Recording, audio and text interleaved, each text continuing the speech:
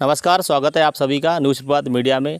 नवेगांव नागजीरा क्षेत्र में हम लोग अभी खड़े हैं। आप देख सकते हो ये नवेगांव नागजीरा व्याघ्र क्षेत्र का गोंदिया का जो पर्यटक स्थल है, यहाँ पर हम लोग खड़े हैं और कुछ पर्यटक हमारे साथ में है। आइए जानते हैं उनसे कि यहाँ पे जो कितने साल में कितने बार आते हैं और इनको क्या क्या देखने को मिलता है।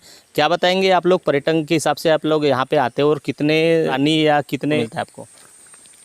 एक्चुअली सभी जो इस नवेगांव नागजीरा व्याघ्र प्रकल्प में जो आते हैं, सभी इसी इंटेंशन से आते हैं कि उन्हें शेर दिख जाए या टाइगर दिख जाए। इसके अलावा बाइसन वगैरह एंड काफ़ी सारे बर्ड्स भी यहाँ पे है अवेलेबल, लेकिन शेर जो है वो हमेशा दिख पाए ऐसा हो नहीं सकता है। तो मुझे लगता है कि जो फ्रीक्वेंसी है वो काफ़ी कम है।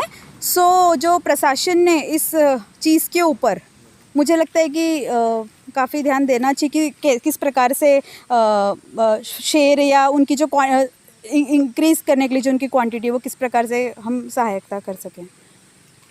मैम ये बताइए, पिछले 2 साल से यहाँ पे विदेशी पर्यटक दिख नहीं रहे, विदेशी पर्यटक आने के लिए क्या बताना चाहेंगे?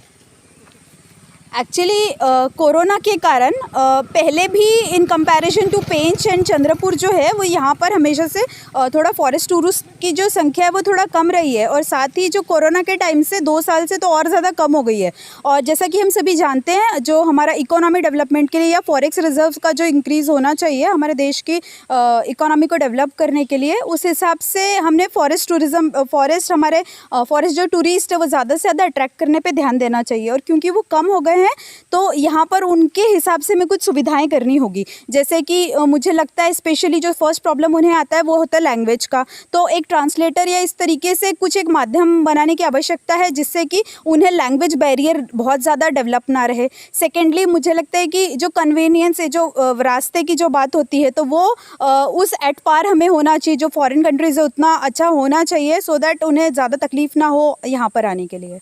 और इसके अलावा भी जो काफ़ी सारी फैसिलिटीज़ है जो प्रशासन कर सके अपनी तरफ से, साथ ही जो जनजागृति की हम बात करते हैं या मोस्टली हम सभी ने नोटिस किया होगा कि गुजरात एंड बाकी जो टूरिस्ट प्लेसेस पे काफ़ी ज़्यादा जनजागृति होती है एंड उस तरीके के फेस्टिवल्स या कुछ एग्जीबिशन जैसे लगाए जाते हैं। तो हमें ये जो रिसोर्ट है नवेगांव नागजीरा, ये कोर जोन है, इसको डेवलप करने के लिए उस प्रकार के कुछ इनिशिएटिव्स लेने चाहिए। मैम जब आप जिस रास्ते से यहाँ पे देखने के हिसाब से उस रास्ते के बारे में क्या बताना चाहेंगे? हम लोग जब पहुँचे यहाँ पे तो रास्ते बहुत सारे ख़राब दिखे, क्या बताएंगे?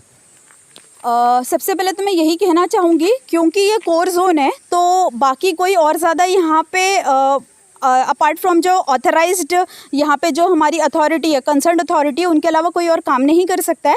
तो जो रास्ते हैं वो इतने ज़्यादा उसमें गड्ढे थे और जो स्पीड होनी चाहिए या कोई तुरंत आकर या जल्दी जाना चाहता है तो वो थोड़ा उतना पॉसिबल नहीं हो पाता है।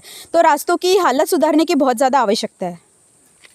जैसे कि आपने देखा कि नवेगांव नागजीरा व्याघ्र प्रकल्प यहाँ पे विदेशी भी काफ़ी आते थे। 2 साल पिछले कोरोना काल की वजह से यहाँ पे नहीं है, और जब हमने यहाँ पे चेक किया कि रास्ते भी काफ़ी सारे ख़राब है। हो सकता है कहीं ना कहीं विदेशियों को लगता होगा कि यहाँ पे रास्ते का भी बहुत सारा प्रॉब्लम है। जो मैडम ने अभी बताया कि लैंग्वेज का भी, गाइड का भी बहुत सारा प्रॉब्लम है, उसी वजह से हो सकता है विदेशी यहाँ पे नहीं आते होंगे। उससे जो हमारे जो महाराष्ट्र गोंदिया जिले में जो आमदनी होना चाहिए उस वजह से आमदनी नहीं हो रही है। अगर विदेशी अगर यहाँ पे आएंगे तो काफ़ी सारा विकास होगा और काफ़ी सारी आमदनी गोंदिया जिले की बढ़ेगी। अब देखते हैं ये खबर लगने के बाद क्या शासन प्रशासन जागती है और ये जो रास्ता वगैरह है जो बाकी चीज़ का जो सुधारना करती है, देखने लायक है। इस तरह खबर देखने के लिए न्यूज़ प्रभात मीडिया को सब्सक्राइब करें, लाइक करें, शेयर करें। खबर देने के लिए संपर्क करें। न्यूज़ प्रभात से महेंद्र लीलारे, गोंदिया।